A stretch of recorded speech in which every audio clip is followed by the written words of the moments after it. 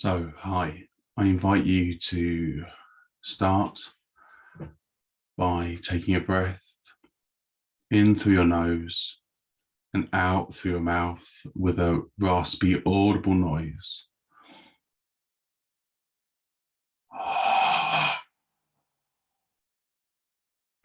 Give yourself 2 more of those, please. Filling your tummy up as you breathe in and exhaling.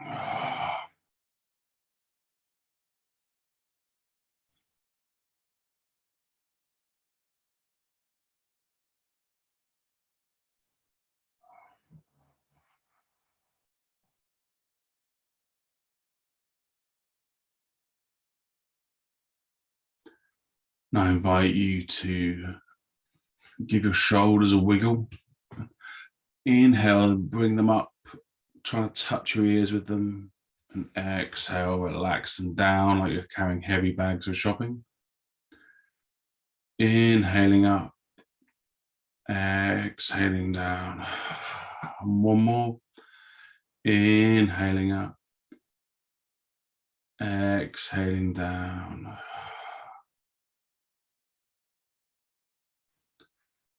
Your shoulders a little wiggle. And now I invite you to feel your toes. Give your toes a little swiggle, a little wiggle. Open them up so you get as much air between your toes as you can. Then make a toe fist. Open and close. Open and close. Feel the floor, the shoes, your socks, whatever's touching your feet. And I invite you to do the same with your fingers and your hands. Rub them together, so you know where your fingers and toes are, where your body starts and where your body finishes. So you're in your body.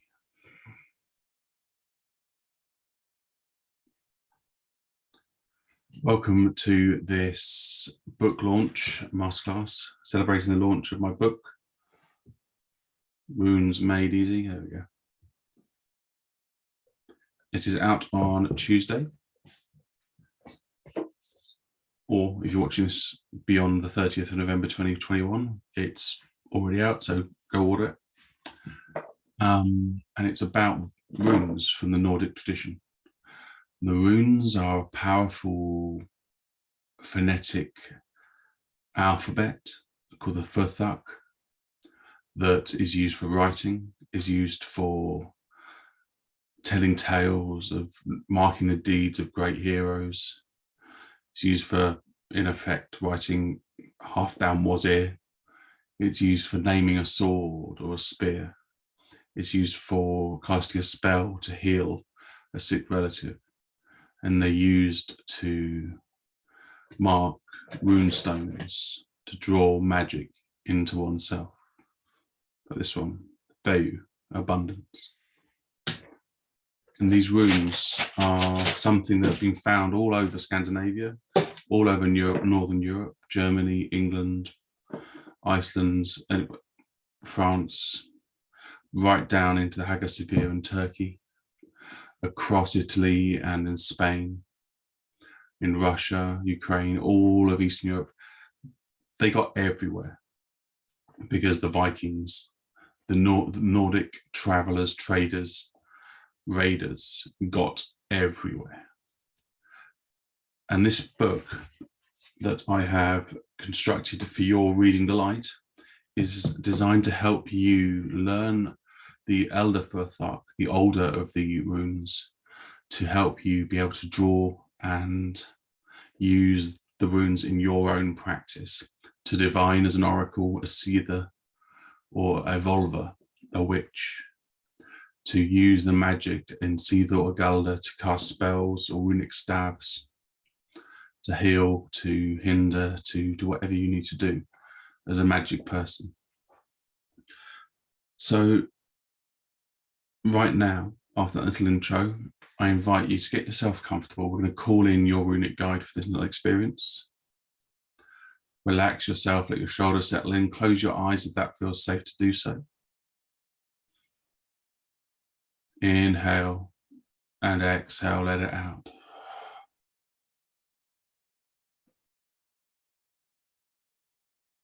And let your body relax. Bring your breath in and out. And feel the air moving your chest as you breathe in, your tummy as you breathe in, the clothes on your skin. And exhale, feel the breath move over your lips.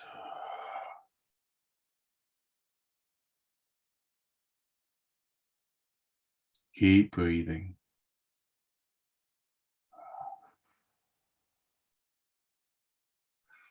Welcome home, welcome home, welcome home.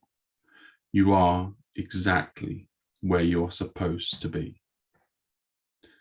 If you can make yourself 5% more comfortable, I invite you to do that now. Just have a little wiggle, a stretch, an itch, or a yawn. Any noises you hear can be acknowledged and dismissed. You are completely safe.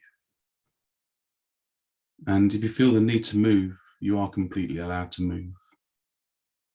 This is your practice.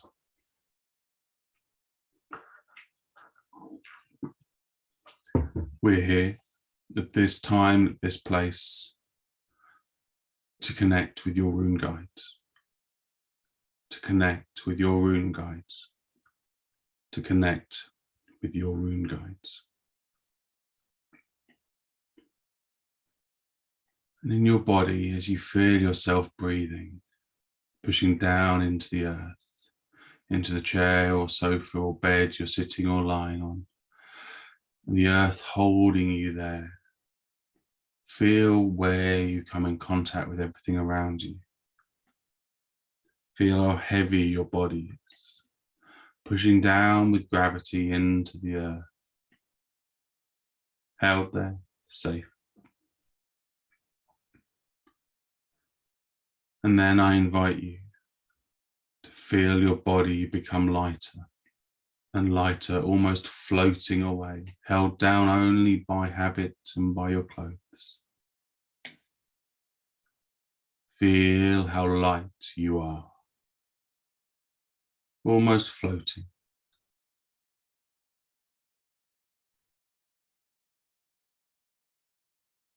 And then return to normal. Feel your body, your mind and your spirit in a warm, dark cave. A warm, dark cave that is completely safe. The walls ochre red. A fire burning merrily in the corner. Warm, safe and secure. This cave is a safe space and you can return here at any time you wish. Only peace and love can exist within this cave. And this is your cave. I invite you to step through the door of the cave onto the path and let the path take you down, down, deeper down into the valley.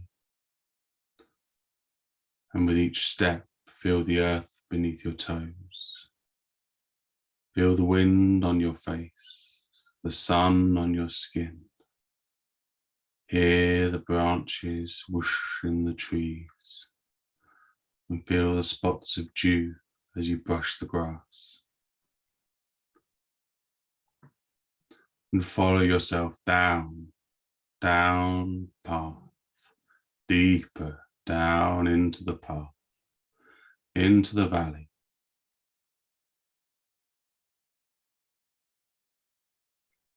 And there you find a clearing. Ancient stones standing in the grassy clearing. Trees just as ancient, gnarled and proud, cast speckled light and shade across the area. The stones are about knee to hip height, and they're in the shape of a boat as you walk into the stones. Feel the shift as you begin to travel, taking you down to find your runic guide. And there, on the stones around you, lines, sigils, runes begin to glow with a soft, safe light, protecting you, holding you, and knowing the spirit of the runes, the ancient spirits of the north, are flowing in you and around you. And take that energy as you begin to ascend back up the valley and the path, away from the standing stones, to the cave and back to your body. As you feel your eyes open, your shoulders wiggle, your hands touched, rubbed, your toes curled up and straightened, and know that you're back with your runic energy. So this is about the northern tradition, the Nordic runes, and you've just been on a little journey to go and visit with these ancient spirits, these ancient energies. And I mean ancient, they're like 1700 years old or more. And these runes can be used to divine by either having little bits of wood or pebbles with the runic inscription on. There's 24 of them in the Elder Futhar, but there's a cupboard in my book that hopefully you have. If you haven't got it, I really recommend getting it. And the runic energies are etched on stone. You can sharpie them on pebbles if you want to, or on popsicle sticks, however works best for you. And today we're going to make a bind rune for health and prosperity, because who doesn't want health and prosperity? Bind runes are a method of taking the different energies of the runes and making an art's work out of them to hold that energy together. In lots of Germanic languages, they don't have one word for something, they just stick lots of words together to make the word. So like in Icelandic, computer is thinking machine, or thinking box, I think. And they just stuck the words together to make it into that word. And the same is true with bind runes. We stick the runes together to make a pleasing image of the energy of that rune. So there's 3 runes we're going to use to make our bind rune for health and prosperity. The first rune is Algis. Algis is elk sledge. It's a rune of elk sedge, sorry. A rune of protection, because the elk is the Scandinavian, is the European moose. It's a big animal. It's got big horns and runs really fast and squishes things. And the elk sedge is all, and it's sharp, and the elk sedge is sharp and pointy and grows and can really cut you up if you walk through it like brambles. And the elk sedge rune is Algis. Algis is the rune of protection and technology. It is that. Where's my camera? There it is. So if you find your pen and paper, which I hope you have, so I've obviously reminded you to get that at the beginning. So yes, grab a pen and paper and draw on your Algis, so you know what what that one is. It's in the book as well. On page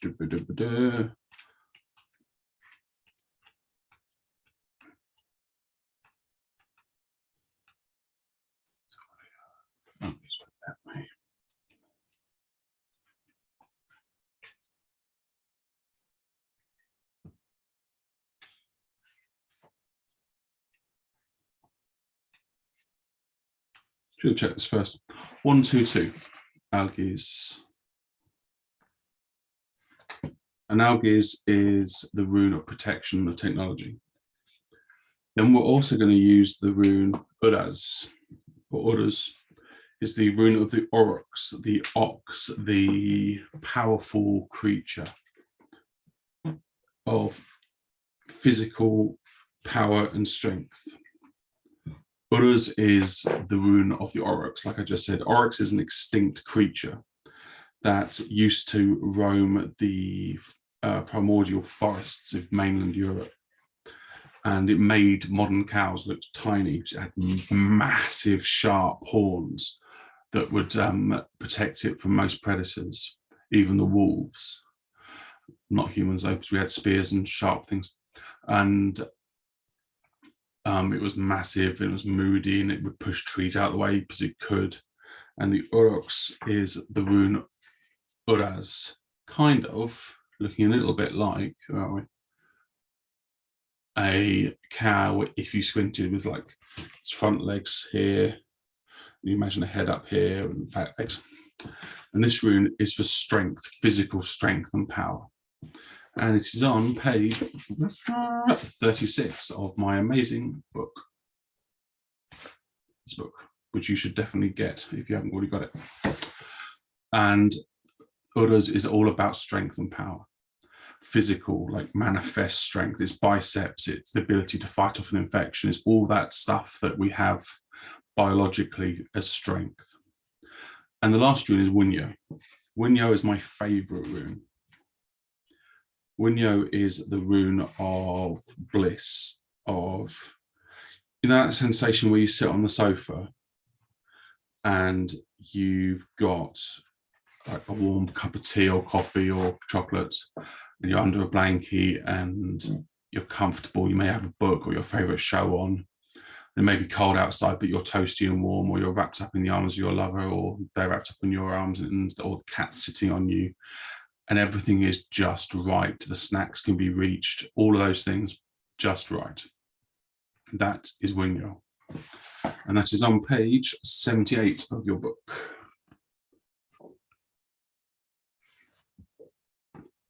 Wunyo is that bliss-like feeling of everything is just right, thanks. Kind of looks like a P, but runes are all angular and straight lines because they're designed to be carved into rocks or bone or wood. So it's quite hard to do curves in those mediums. There he is, Wunyo. And as we build a bind rune is made by layering up the runes so you find what you want out of them. A really good example of that is Wardruna, a band that I really recommend having a look at. Their logo is a bind rune of the runes for Wardruna. And if you look at how they've constructed it, you can see the runes within it. So we're going to make our prosperity and health rune. And we're going to start with Algiz. Algiz are Y with a line sticking up. And we're going to add some lines, however you want to do it, to make Wunyo on the same picture. So I'm doing it like this.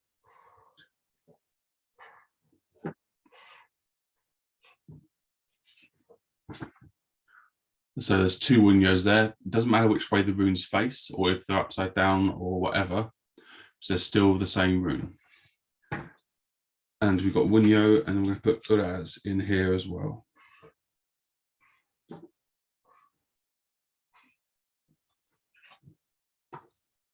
So that's my attempt of making my bind rune for wealth and prosperity, or health and prosperity, sorry. So it's going to protect, give me strength, physical power, and help me feel really good. And what's really good about bind runes, and also the problem with the bind rune, is that when you have them, there's also other runes within there. There's Kenaz here, like the C shape, angular C there. That is the rune of knowing, of discovery. That's a rune. Ingwaz, this box, diamond shape here, is the rune of potential of the hero. That's also in my bind rune, unintentionally, but it's there. It's also there twice, but there's another one here. What else have we got in there that I can see? We have Othala, the line there. It's the rune of health and home. That's in there. So there's lots of runes hidden within your bind rune as well. Isaz, the rune of ice, is that long straight line there. So as you construct your rune, be aware of what your intent is for the rune. For that one, health and prosperity. But also there's other runes hidden in there that will bring their subtle influences in there. And lots of people will associate the ability to grow and transform, become the person you want to be within that prosperity, or using the health and home energy to become, like, to build on that foundation. You wouldn't be in Wunyo, you wouldn't have bliss without the health and home, without the hearth and home. Or if you're looking for prosperity, perhaps you will need to need that torch in the darkness, the Kenaz rune, to step into that darkness with a light so you can see where you're going. So that's how you build your bind rune. And you can build your bind rune pretty much however you want it to look. The more complicated it is, the more other runes will be hidden in there. But you can also make some really awesome art out of your bind to make your energy how you want it. I have a bind rune that I wear on my necklace. It's made out of bog oak, and it's carved into that with a pyrograph tool, and that's my bind rune that I have on me for all the time. My wife has one, and I've sold scores of them, and they're really powerful pieces of magic kit that go off around the world to help people. So you can construct your bind to help you discover the energy that you want to bring into yourself, because runes work kind of like magnets, like lodestones. They attract the energy that they're associated with. So if I want more strength and more power, I would put Uraz on my weightlifting gloves. If I want more inspiration, more creativity, I might use Anazuz, the rune of inspiration, on my laptop, which incidentally is stuck on my laptop, so I can have that when I'm writing.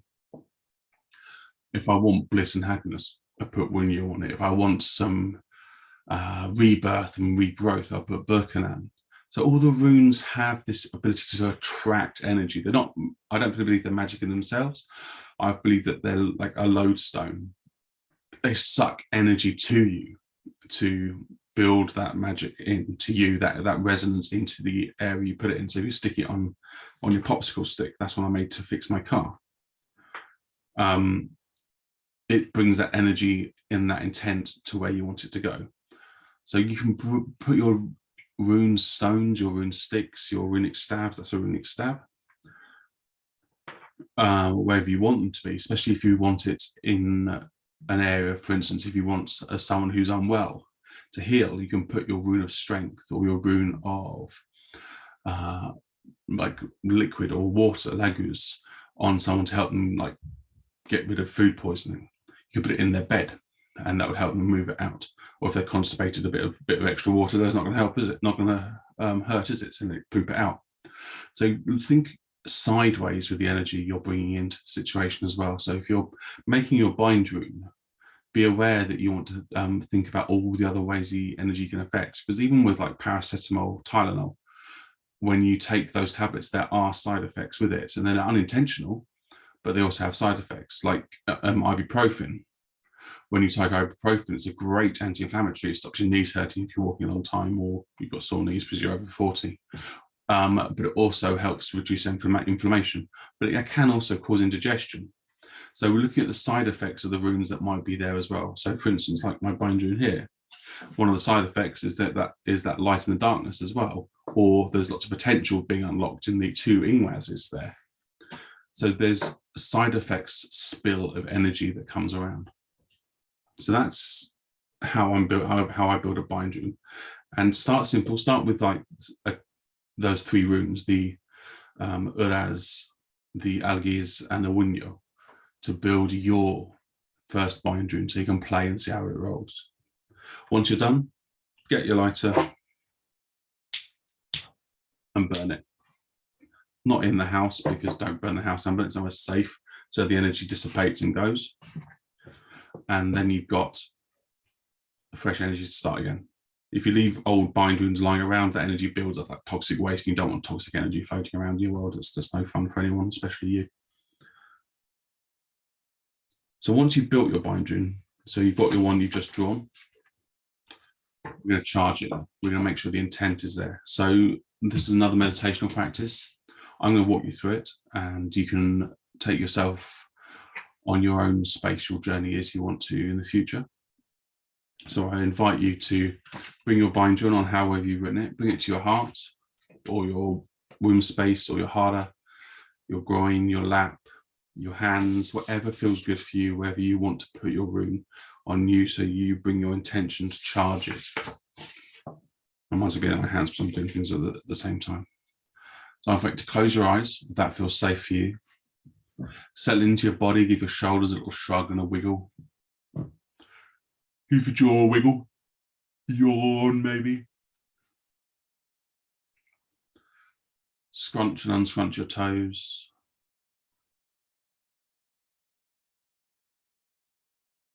Feel your socks and your shoes. Feel your hands where you're touching your rune. Feel your body where it touches the clothes, the floor, the chair, the sofa, the bed, whatever you're lying on, sitting on. Feel your body where you're touching your rune, your bind rune. And with the intent to activate your bind rune and charge it with your personal energy, let your body drop in to the chair or the floor or the sofa. Let your shoulders drop away from your ears. Feel your breath coming in and out of your mouth and nose. Whatever feels good for you.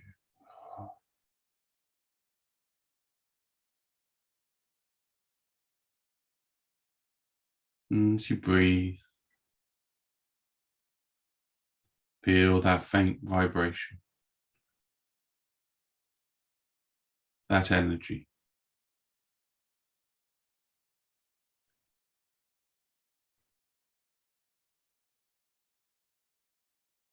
It might be a buzz in your ears or in your fingertips, a slight vibration maybe, or ringing in your ears. Your teeth itchy. That's the energy of the runes coming into you. Perhaps a gurgle in your tummy.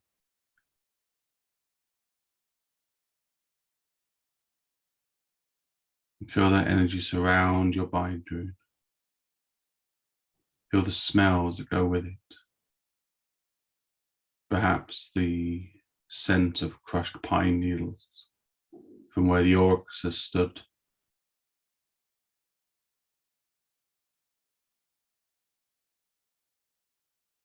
Perhaps the cold air as it blows over the algae's room from the fjords and mountains of Jotunheim. Or perhaps feel the warmth of the fire and the smell of the burning wood, of Winyo, the contentment and the bliss flowing into and around your bind rune.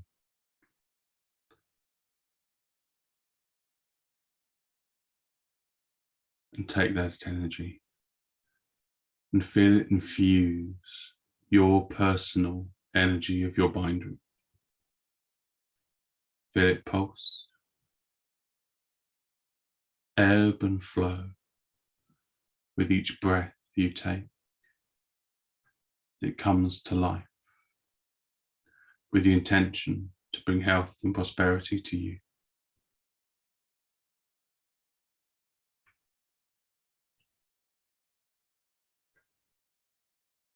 And feel that energy surround your rune and spread. Like putting your hands near a warm fire on a cold day. Feel the warmth spread over your fingertips and palms, over your arms and shoulders, your back, your chest, your tummy, your lower back, your butt and pelvis, the warmth over your thighs, knees, toes and feet, over your entire body and up around your throat and neck, over the back of your head, around your eyes, eyebrows, ears, cheeks, lips, teeth and tongue. And embody that sensation of health and prosperity just flowing into you, resonating with your bindu. And when you feel ready, bring yourself back into your body, feel your toes. Make sure your head feels good. You can roll it around a few times if that feels good. Maybe a snap, crackle and pop there.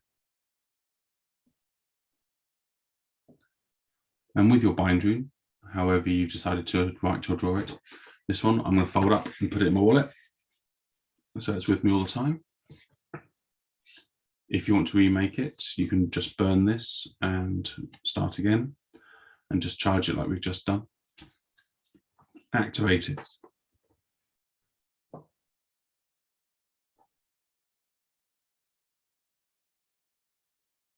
And that is how you make your bindu. The other aspect of runes is the auricular nature. And drawing runes and making your own set of runes is a powerful tool. Now, you can do that loads of different ways. The simplest and most effective for me, because I live near the sea, is to go down to the beach and find 24 stones that look very similar. And I've put them somewhere safe, so I'm not entirely sure what I've done with them, but believe me that they're around somewhere. And then you take your Sharpie and you write each rune in. They start in the book in section 2. And as you work through them, you can just draw your rune on your stone and pop them in a little bag. Organza bags are great. Old jeans pockets, or you can have a wooden bowl or clay bowl that you like, that you can keep your runes in. I have a deer hide pouch that I keep my runes in, that I made. Mine are made out of ash that I planted. This is ash wood. You don't have to be ash. I just had ash because I've got it lying around. Traditionally, they are made out of fruit wood because it's got the power of life in the fruit. I did have a set of cherry runes. I've got a set of yew runes somewhere as well. So I've put them somewhere safe and can't find them. So whatever wood, if you're choosing wood, it works absolutely fine. If you're choosing crystals, choose crystals that work for you, because these are your runes. And the best way to start is with a Sharpie, because Sharpies clear up really easy with a wipe. So if you make a mistake, you can just redo it. Unless you do it on wood, in case you have to sand it down again, it's a bit more complicated to do with a pencil if you do it on wood. And each rune, just work your way through, write the rune on it, the shape on the stone, on the bit of wood, on the crystal, on the button, on whatever it is you're writing your runes, 24 runes on. You don't need to put a blank rune, because blank runes don't exist. That's just a marketing thing from back in the 80s. Ignore that, move on. So the first reading is always quite intimidating. And the best thing about runes is they're utilitarian. They're designed to be used communally. I'm not precious. I don't believe runes should be treated as a precious entity. So either everything's sacred or nothing's sacred, and I'm fairly certain everything's sacred. So if there's a toddler playing with your runes, that's cool, because it's bringing awesome toddler energy to your runes. If the dog sits on them, it's getting dog energy. If you leave them in the back of the car overnight, they're getting outside energy. So your runes, while a powerful tool, aren't precious. They're designed to be communal. And when you ask them a question, you don't ask them a question that's yes or no, this or that. It's not a binary question, because the runes don't answer like that. They tell a story. And your job as the oracle, as the mystic, as the seer, as the Volva, the Gothi, Volva witch, Gothi masculine witch, priest, whatever word we'll use there, is to tell the story of the runes for your question. So I like using tarot spreads for it, because they work really well, and there's hundreds of them on the internet. pardon me, especially on Instagram. So if you don't know one, we do a simple one. We do a past, present, future.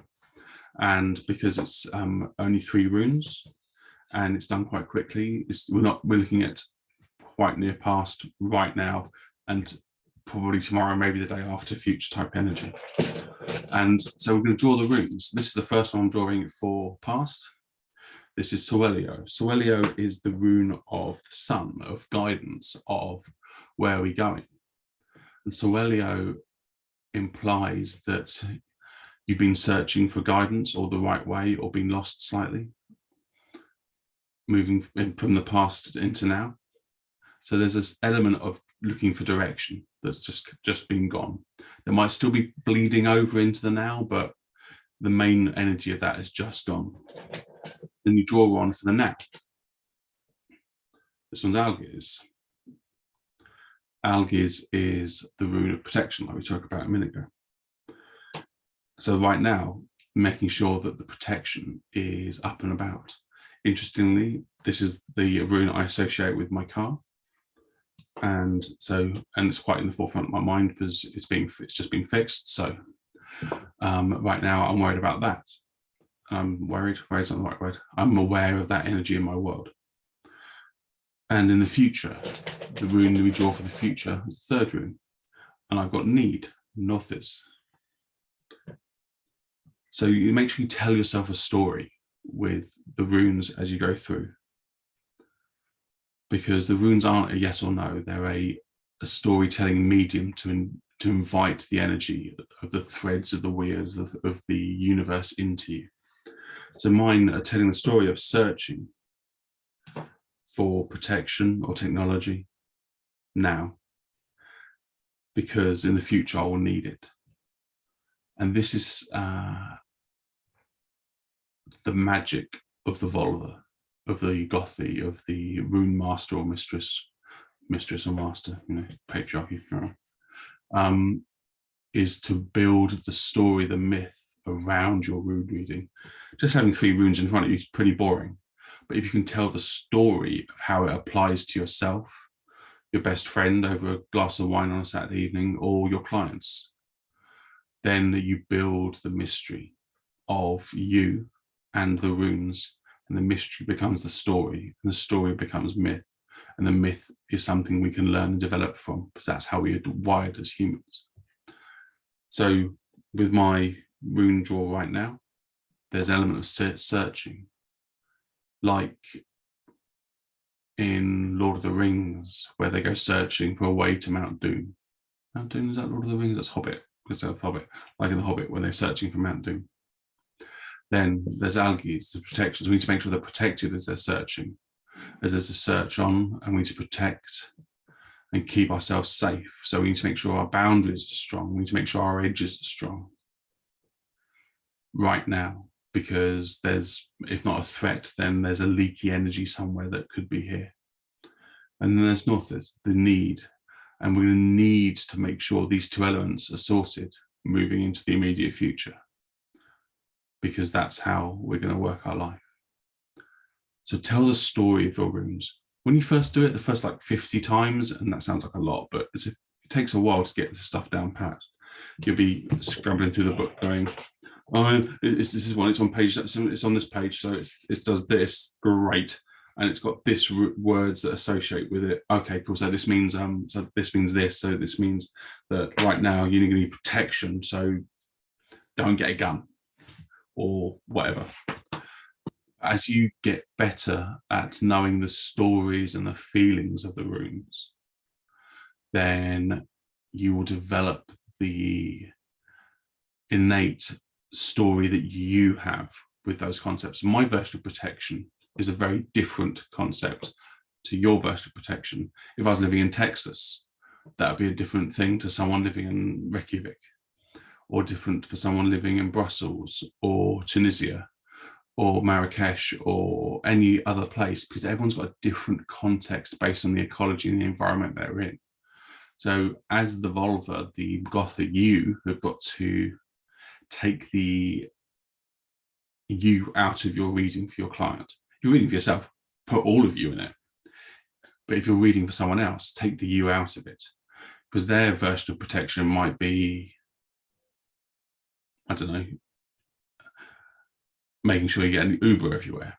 But your version of protection may be, I definitely need a shield and a spear now. So let's get my Valkyrie on. Let's get my shield maiden on.